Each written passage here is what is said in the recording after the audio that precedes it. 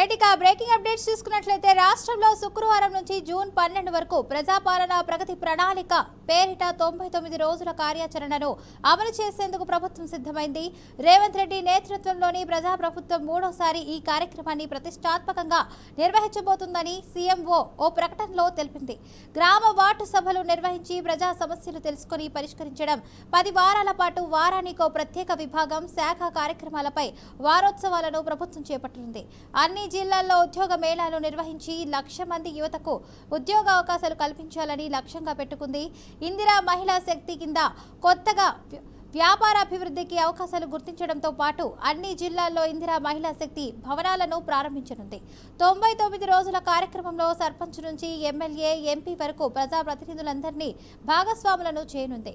ఇక మండల, పట్టణ, నియోజకవర్గ కేంద్రాల్లో వివిధ శాఖల ఆధ్వర్యంలో ప్రత్యేక స్టాళ్లు, ఎగ్జిబిషన్లు ఏర్పాటు చేసి ప్రభుత్వ పథకాలు, కార్యక్రమాలను వివరించనుంది.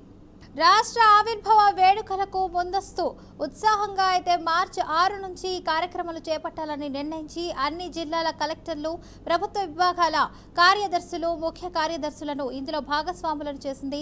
గ్రామ స్థాయి నుంచి రాష్ట్ర స్థాయి వరకు 5 అంచెల్లో ప్రతిష్టాత్మకంగా చేపట్టే ఈ కార్యక్రమంలో పౌర సేవలతో ముడిపడిన అన్ని శాఖలతో ప్రత్యేక కార్యక్రమాలు నిర్వహించనుంది. ప్రభుత్వ కార్యాలయాల్లో పెండింగ్ దస్త్రాలను పరిష్కరిస్తారు.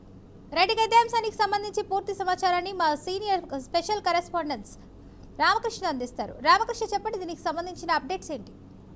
ఫాతిమా, నేటి నుంచి ప్రజాపాలన ప్రగతి ప్రణాళిక అని చెప్పేసి ప్రభుత్వం 99 డేస్ ఒక షెడ్యూల్ అయితే ఖరారు చేసింది. దానికి సంబంధించి దీనికి సంబంధించి మొత్తం కూడా ప్రణాళిక నిర్వహించింది.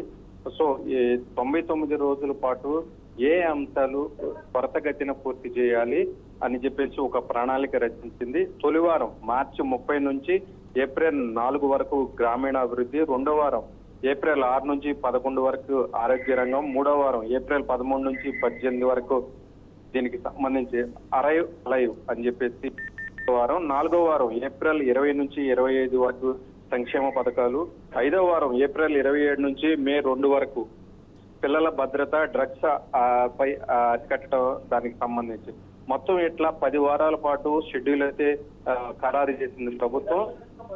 మెయిన్ గా దీనికి సంబంధించి ఏదైతే 2 ఏళ్ల ప్రభుత్వం అమలు చేసినటువంటి పథకాలు ఫలితాలపై క్షేత్రస్థాయిలో ప్రజలకు బలంగా తీసుకువెళ్ళటం అనేది ప్రభుత్వం ఒక ఉద్దేశం. మెయిన్ గా దీనికి అర్హులైన వారందరికీ పథకాల్లో అందించవలసినటువంటి దాని గురించి కూడా చర్చించుకున్నారు. గ్రామ వార్డు సభలు జరగాలని చెప్పేసి ప్రభుత్వం సభలు నిర్వహించాలని చెప్పేసి ప్రభుత్వం భావిస్తుంది. మరో పక్క చూసుకున్నట్లయితే విద్యా వ్యవస్థలో తీసుకొస్తున్నటువంటి సంస్కరణలు, వైద్య రంగంలో వస్తున్నటువంటి మార్పులకు అనుగుణంగా ప్రభుత్వ పాఠశాలలో ఆసుపత్రులు తీర్చిదిద్దే ప్రణాళిక ప్రజలకు వివరించాలని చెప్పేసి కూడా ప్రభుత్వం భావిస్తుంది. మెయిన్ గా ఏదైతే స్థలాలు ఉండి ఇల్లు లేని నిరుపేదలందరికీ కూడా ఇందిరమ్మ ఇళ్లు నిర్మాణానికి ఆర్థిక సహాయం అందించాలని ప్రభుత్వ లక్ష్యంగా 100% అమలు చేయడంపై చర్చించనున్నారు. మెయిన్ ఇంకొక విషయానికి వచ్చేస్తే అర్హులైన కుటుంబాలకు రేషన్ కార్డులు పంపిణీ నిరంతర ప్రక్రియగా జరగాలి. గత ప్రభుత్వంలో రేషన్ కార్డు ఇచ్చిన దాఖలు లేదు. ఖచ్చితంగా ఈ ప్రజాప్రభుత్వం వచ్చిన తర్వాత దాదాపుగా 2 ఏళ్లు పూర్తి అయిపోయింది. సో దానికి సంబంధించి రేషన్ కార్డు ఎప్పుడు అప్లై చేసుకున్నా కానీ వచ్చే విధంగా అమలు చేయాలని చెప్పేసి ప్రభుత్వం అయితే లక్ష్యంగా పెట్టుకుంది. సో మొత్తం మీద ఏదైతే ఈ 99 డేస్ ఏదైతే జూన్ 12 వరకు కొనసాగుతుంది.